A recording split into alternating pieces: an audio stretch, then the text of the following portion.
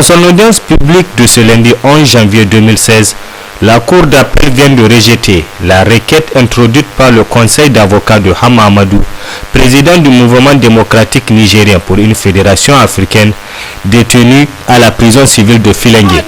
Celle-ci est relative à sa mise en liberté provisoire, un rejet qui passe mal chez les militants du Lumana.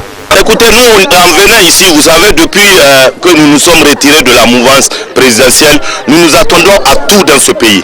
Nous sommes venus logiquement en tant que militants parce qu'on pensait qu'il y avait une lueur d'espoir pour que la justice soit dite au Niger. Donc nous sommes venus, mais nous nous attendions déjà à ça parce que Mahamadou Issoufou et son régime nous ont habitués à toutes sortes d'injustices dans ce pays. Donc pour nous, nous sommes évidemment déçus parce que nous avons voulu que la fête continue après la validation de la candidature de notre président. Aujourd'hui, pour nous, nous sommes déçus, mais c'est une invitation à plus de combats pour que le 21 février, le président de notre parti arrive en première position aux élections présidentielles et qu'on mette fin à ce régime inique, ce régime d'injustice, de corruption, de ce régime de désolation pour le Niger. Nous, les militants de l'Umanfa, mais c'est une déception pour le peuple nigérien. Car aujourd'hui, ce que nous avons de tout le temps décrié, qui est le fait que nous ayons dit que la justice est instrumentalisée, voilà au grand jour, nous nous rendons compte qu'effectivement c'est vrai.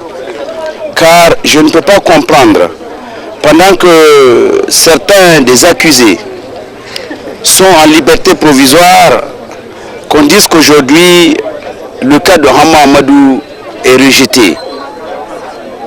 Oui, c'est une déception. Et c'est pourquoi nous avons toujours dit que le Niger est en danger. La démocratie au Niger est en danger.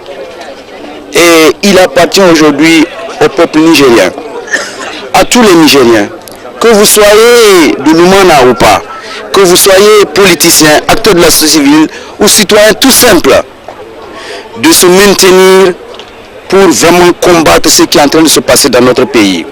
Les militants du Modern FA Lumana se disent désormais déterminés à poursuivre la lutte jusqu'à la victoire finale de leur candidat à la présidentielle du 21 février prochain.